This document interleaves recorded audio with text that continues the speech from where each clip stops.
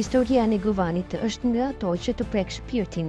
Ky fshat i lashtë i njohur për atë dashurinë dhe për kontributin e tij të çmuar në ruajtjen e gjuhës dhe identitetin shqiptar, sot quhet Flamburo, një emër i huaj që është veshur më 1928, sikur të donin t'i fshinin kujtesën. Megjithatë, edhe sot aty jetojnë shqiptarë ortodoks dhe pak vlle, edhe pse shpirti i vërtet i fshatit ka mbetur i plagosur. Në fillim të shekullit të 20, Negovani ishte një vatër e fortë e arsimit dhe kulturës shqiptare, që atëherë u hap shkolla shqipe dhe u mbajtën mesha në gjuhën shqipe, një akt guximi për atë kohë. Banorët e tij nuk pranuan të nështroheshin, por luftuan me mendje, penë, shpirt për të mbrojtur identitetin e tyre. Nga ky fshat kanë dalë figura të ndritura të kombit ton, Papa Krista Negovani, Teodos Harald Vambi Negovani, dy priftërinj të përshkruar u vranë barbarisht në vitin 1905 nga ekstremist grek, vetëm sepse mësonin fëmijët e fshatit gjuhën shqipe. Papa Vasil Gjikostillo, nipi i tyre, guxoi më 1910 të mbante mesh në gjuhën amtare, por u godit me thikë gjatë shërbesës dhe vdiq në spitalin e burgut të manastirit. Për këtë mizori i ka shkruar edhe gazetari i njohur britanik Brailsford.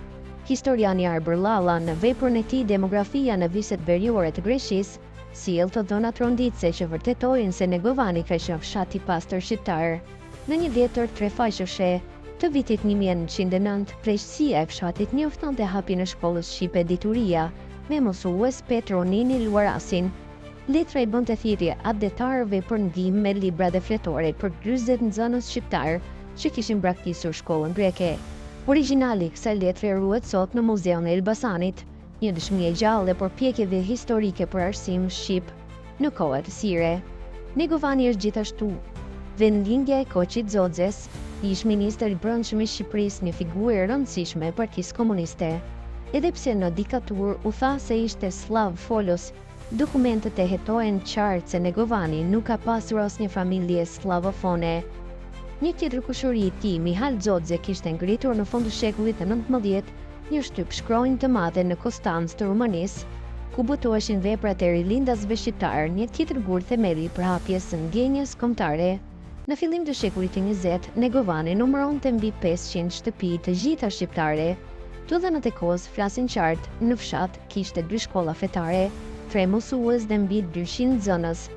Sipas burimeve të ndryshme historike, si Bramkov apo Milojevic, shqiptarët ortodoks përbënin shumicën ndërmues të popullsisë.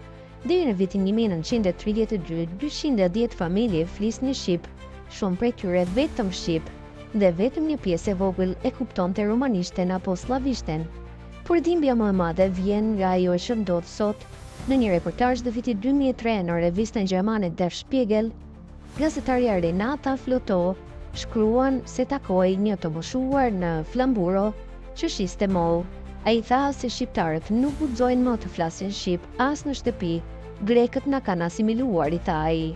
Nuk ka më shkolla shqipe as institucione kulturore shqipe. Negovani njihet zemra e një Shqipërie të padukshme. Sot është thjesht një kujtim, një plagë që ende nuk është mbyllur, por historia e tij, gjaku i derdhur për gjuhën, për flamurin dhe për dijen, është një thirrje që nuk duhet të harrohet.